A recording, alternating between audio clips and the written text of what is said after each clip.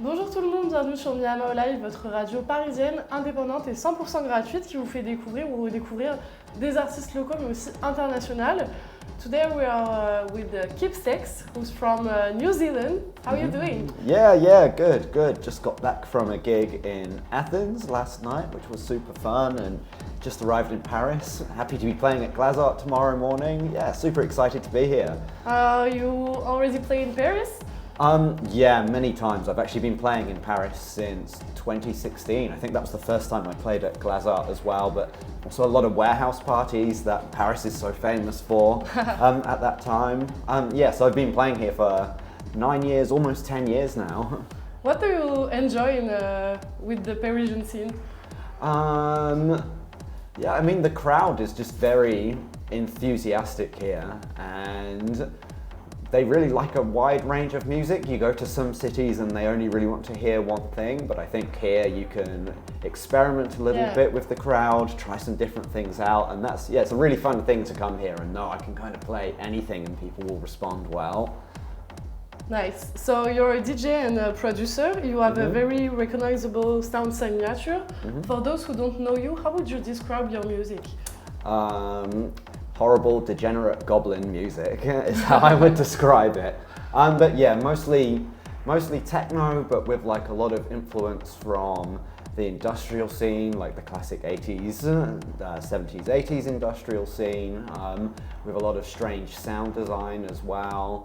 I try to explore and kind of make my own sound as much as possible too. You talk about that influence. Is there some artist or experience that influence your music? I mean, for sure. So the first techno artists that I was ever listening to, actually my now wife, who was my girlfriend at the time, she introduced me to Jeff Mills and Surgeon for the first time, and before then I'd been listening to a lot of UK-based music, dubstep, post-dubstep, Hessel Audio, labels like that, and a lot of those producers started making techno. So that's when I first started listening to it, but then when my partner introduced me to the proper techno, that was it. I was hooked and I never... He was like, I want to do that. Exactly. It was kind of, when I was a kid, I played in punk bands, I played drums in punk bands, and it was kind of like the attitude of punk in electronic music that I'd always been looking for, and that was it. That was all I needed from then on. Do you mix like your punk experience with your actual techno? Yeah, I do a little bit actually. My most recent record on Turbo Recordings, there's some tracks on there which I think have a lot of punk attitude. I actually used my own vocals in these tracks as well. And yeah, some of the tracks in there are particularly kind of almost like a techno punk kind of style, I think. You're from New Zealand. How would you describe the scene in New Zealand, techno scene?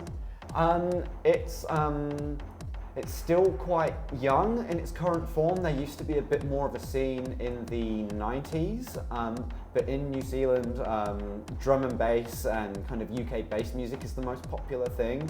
So I lived in New Zealand for 7 years in Auckland, and then lived in Berlin for some time, and then moved back. Now I live in Christchurch, and we've been there for 4 years now, and we've spent this time building up our events and building up the scene there, and now in the past 6 to 12 months it's gotten really quite healthy. I mean, we're still talking like 200-person parties, so it's small, it's not like it is in Europe, but it's taken us a long time to build it up to this point, and now we're seeing techno on a lot more festival stages. Like this summer, I'm playing 5 or 6 different festivals.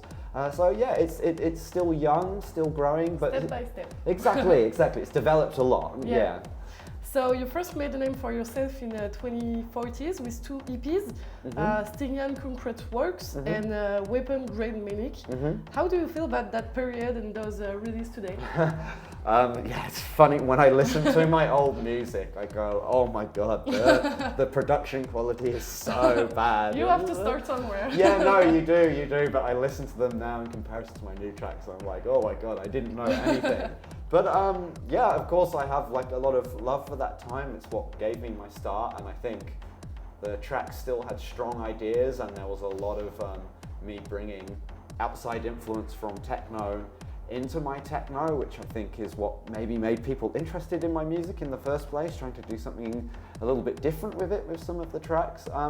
So yeah, I mean, I don't play so much of that stuff anymore, but I still love what it was able to do for me and the career it was able to give me in the end. So yeah, no, it's still a good thing, even if I don't like the production quality so much anymore. 1 year after this release, you founded Even, a series of experimental techno parties in Auckland. What pushed you to do it? So at this time, there was nothing like this in Auckland at all. There was like a lot of house music parties, kind of a lot of tech house parties, and there were some techno parties, but not really those harder, weirder, experimental sounds. And I was just starting to release music in Europe and looking at the scene over here, and I really wanted to kind of have something similar there. So we started doing a party at a venue called Whammy in their back room, which held only 100 people. And yeah, that's where Haven first started and went on to become a record label. We were able to invite lots of internationals. And yeah, it's also been a very important part of my life in techno as well. Yeah. What's the philosophy behind Haven and how this project evolved since 2015? Yeah, I mean, the philosophy behind it is the music that we release and we like to push at the parties. I really like it to be something different, to have more of a unique sound. I like to push people that look at things in an artistic way, that maybe have something unique to say. And it's evolved since we started. So in 2018, we founded it as a record label, and we went on to release a lot of artists that are quite well known now. Like we did early EPs from VTSS, Tommy Houlihan. We've released people like Peter Manafelt, Ryan James Ford. And yeah, the label's been a wonderful thing to work on too. A lot of my own music on there too. And now that we live in Christchurch, we're only really doing parties there. And right now, we're doing our parties in a old video games arcade, like very DIY. We have to bring the sound system, the lighting, the DJ equipment, some of our own stuff. But it's super nice. It gives the crowd like a totally different atmosphere that they'll find at any bars or clubs in Christchurch. And I think the people have responded very positively to that, and now we're able to bring internationals to our party as well. Like we've had the Berkheim resident Boris play for us a couple of times. We've had Yazis come and play for us, and then next year we've got Tasha, Manifesto. Boris is coming to play for us again, and we're working on some more stuff that I can't quite talk about yet. So yeah, it's evolved into a lot of different things over time, I suppose. Nice. Yeah. And do you have maybe some DJ or producer from New Zealand to recommend to us? For sure. So my friend Eb is a really good producer. He's mostly produced actually dubstep stuff to this point. He's released an EP on Alex Perez's 1985 label, but he also makes techno, and his stuff is amazing. He's an incredible producer, like one of these producers that sometimes I'm like, oh, I wish I was as good as that. And then another friend of mine, Keanu Raves, he's also done some tracks on Haven. He's a really, really good techno producer, currently living in Berlin. And then also my friend, Mr. Meaty Boy, is a really cool Maori producer from New Zealand that's made some really cool tracks. And actually one big legend in New Zealand right now is a Maori electro and breakbeat producer called Mukatron, and he does stuff like he does vocals in the Maori language, which is called Te Reo, and we've booked him a couple of times now for his live set. He actually did his live debut at our party, and he's a very special artist within New Zealand. Like, he means a lot to the population. Nice. And I really hope he kind of gets out a little bit more internationally, because he does something very unique. Cool, we have to check that. So as you say, you lived in Berlin. What did city bring you as a DJ and producer? Yeah, well, I mean, I guess Berlin is the kind of home of techno in a lot of ways. I first visited there in 2016 on my first Europe tour, and after I visited there, I was like, wow, I have to at least live here for a while. So I met a lot of people there, made a lot of connections and contacts and friends. And then 2018, we moved over there, lived there for a few years, and it was just a really good place to develop myself as a DJ, to spend a lot more time with other artists like me, to have the opportunity to go to these amazing clubs and see DJs play these sets and get inspiration and see how other people are doing things, and kind of gave me a lot of inspiration to bring back home to New Zealand, because we moved back in 2021 during the pandemic.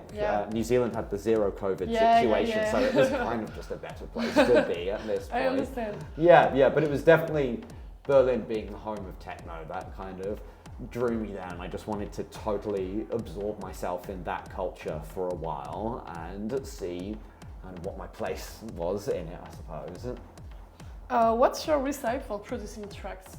My process of producing tracks, it always starts with sound design, actually. So when I'm producing, I'll often spend a lot of time just experimenting with sounds, with synthesizers, playing around with samples, seeing what crazy sounds I can make. And sometimes if I just make one cool sound, then I'll be like, okay, let's make a track. When I make a cool sound, I'll like hear the rest of the track that goes with it, so then I'll make some drums and start doing that. But always it starts with the sound design, and I think that's quite important to have an original sound to start with those kinds of things. And how do you see the evolution of the hard industrial scene? I guess it's changed quite a lot over the past few years. I mean, the more industrial scene these days, or at least kind of the underground industrial scene that I came from, is definitely a bit less popular at the moment, and my sound has changed a little bit as well. But there's still a lot of really cool producers who are still pushing that sound, like people like Adam X, Ancient Methods are still making amazing music, and they're still pretty popular within those scenes. But I guess it also got a lot faster at some point, which I do like sometimes, but I also like how now a lot of the underground techno stuff, including the industrial stuff, is getting a little bit slower again, which I think is good.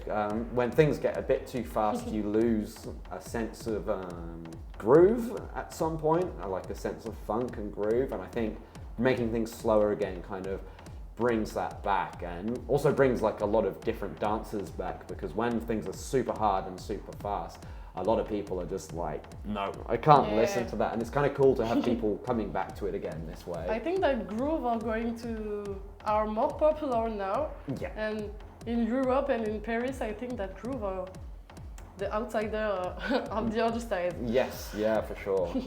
And what advice would you give to young artists who are just starting producing or DJing? I think really take some time to find your sound, take time to experiment with the tools that you use to make music, with the sound that you want. But most of all, you just need to be having fun. This should be fun more than anything. And I don't know, the moment you start thinking too much of this as a career rather than a passion, you can lose something a little bit there. So focus on having fun, experiment, play around, and see what you can come up with. That's what I'd say. Good advice. Yeah. And to finish, what's your upcoming projects for 2026? With Haven, with the label, we took a little break this year, but next year we're coming back strong. We've got our first EP coming from Thatch and Sunil Sharp, legendary Irish producers and DJs. And then I'm going to release another EP around April or May. I'm not sure yet. I have to find out from the distributor when the vinyl's ready. We're also planning on doing some digital singles this year. The problem with vinyl sometimes is it's hard to put new producers on vinyl because you need to sell all of it, and this is a way to bring new people onto the label and take more of a risk with new people. So that we're doing that, and then obviously my next EP on Haven that I mentioned, then some other releases might happen. I have to work on it when I get back to New Zealand. I'm talking with some labels, but let's see. And then, New Zealand summer, I'm playing a lot of festivals. Going to Australia in April, which will be fun, and then planning on coming back to Europe again towards the end of next year. So that's what's happening for me next. Okay, nice. We're gonna keep an eye on everything. Cool. Thanks for your answer. Thank you for your answer. Thank you for having me. You're welcome. Oops.